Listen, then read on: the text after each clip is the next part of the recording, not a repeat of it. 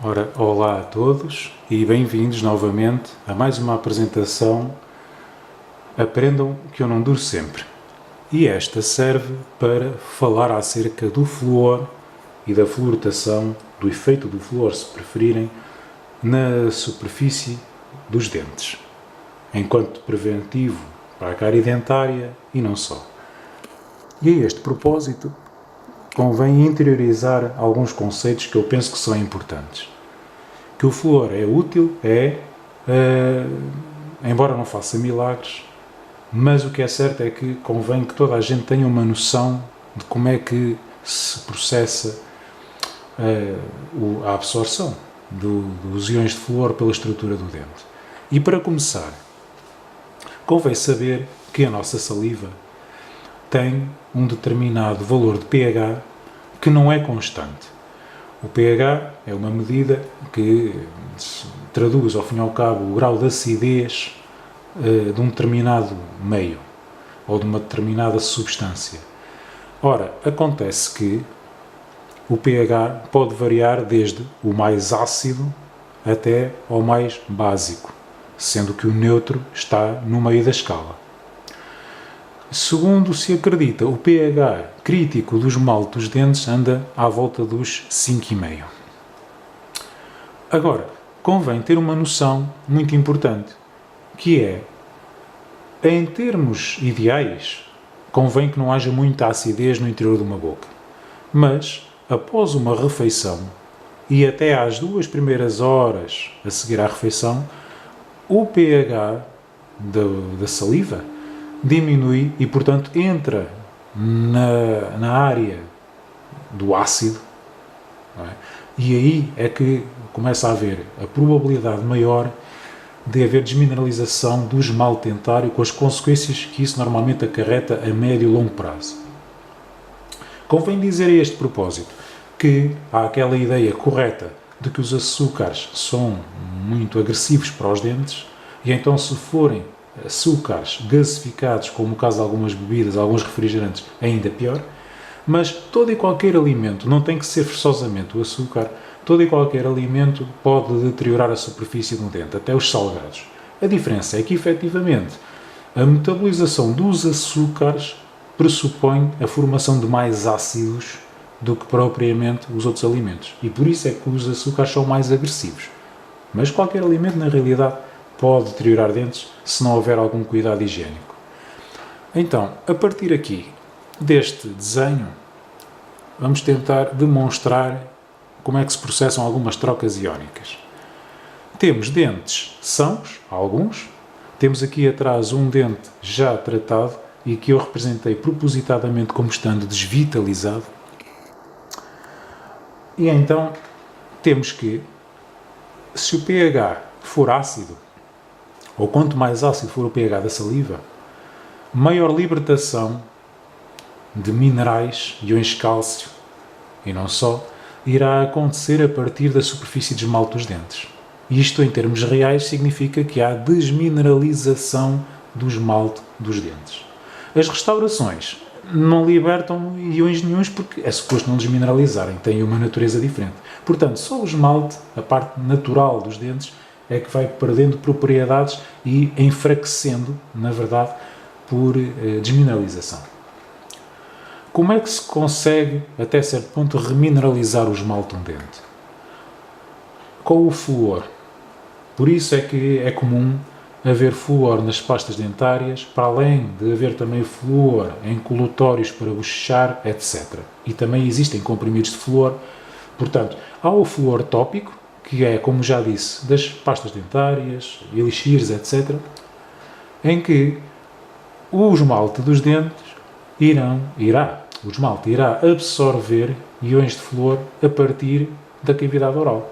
A partir das pastas, etc., vai absorver a quantidade de flúor que necessita para fortalecer, digamos, a sua estrutura e manter-se resistente à desmineralização. O flúor sistémico, que eu pus aqui em baixo, o flúor sistémico é aquele que é tomado por via oral, que é o caso dos comprimidos, em que a pessoa toma por via oral, ele é absorvido, entra na corrente sanguínea e depois acaba por ser transportado até ao interior dos dentes, mas de uma forma completamente diferente do flúor tópico. Digamos que o flúor tópico trabalha de fora para dentro e o flúor sistémico trabalha de dentro para fora. Qual deles é o mais eficaz? É um bocado discutível, mas na minha humilde opinião, o flúor tópico é suposto ser mais eficaz.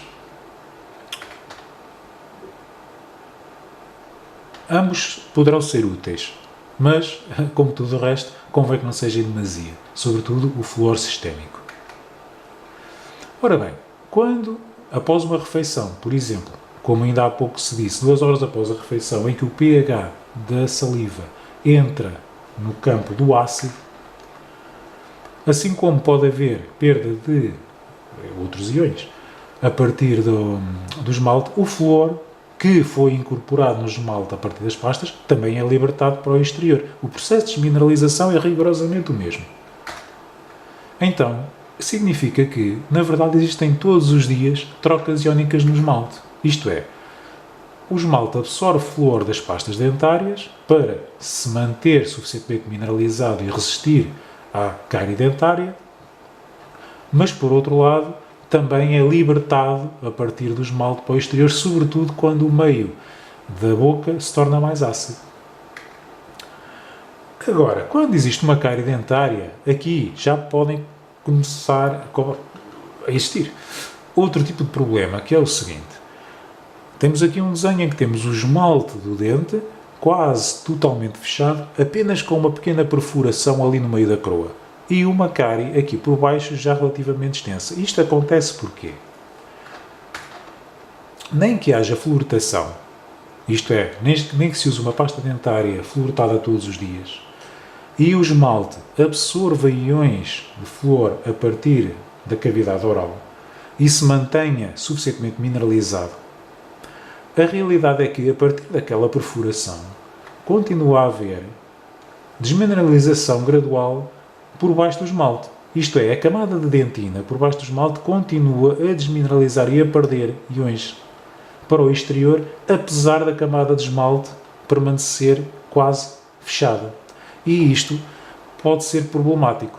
Porquê? Torna-se enganador. Por vezes aquilo que parece uma cárie pequena, na verdade já não é, e o dente, mesmo com escovagens diárias e com pastas fluoretadas, continua a haver desmineralização. Sobretudo porque, ao passar uma escova na superfície do dente, ela não entra propriamente na zona cariada e não vai limpar bem o interior de um dente, não tem acesso para isso. Portanto, sim, a cárie, quando existe, pode evoluir debaixo do esmalte.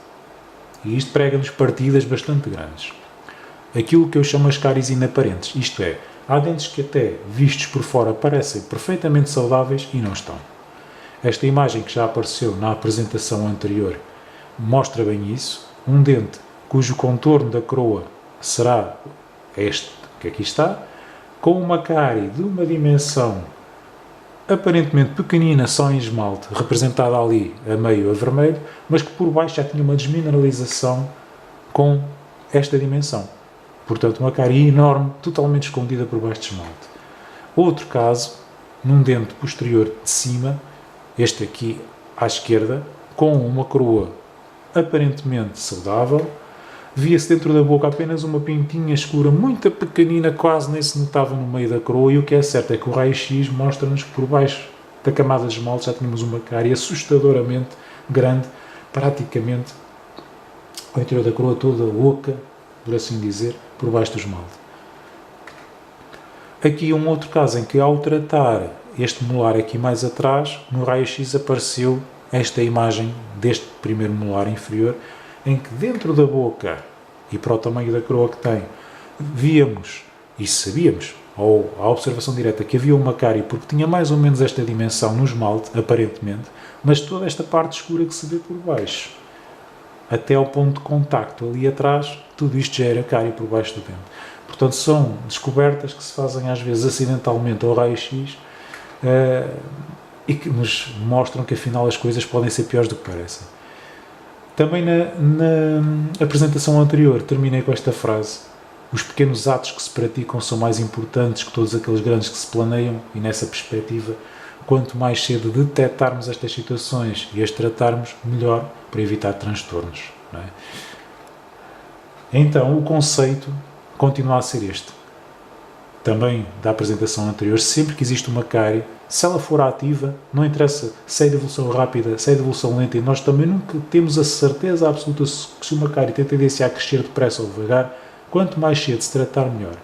Numa cárie aparentemente inativa ou estacionária, no mínimo tem que haver a preocupação de vigiar e periodicamente observar a ver se ela parece estar com o mesmo tamanho ou se está a aumentar, ou, se preferirmos de uma forma mais sensata e interventiva, tratar por mais insignificante que a cárie pareça, porque na verdade ela pode ser pior do que aparenta.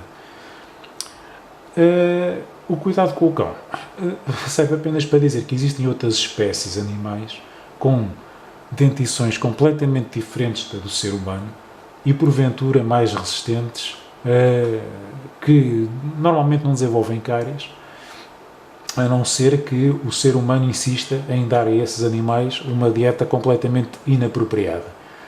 E então, aqui apenas esta pequena graçola, mas que corresponde à verdade.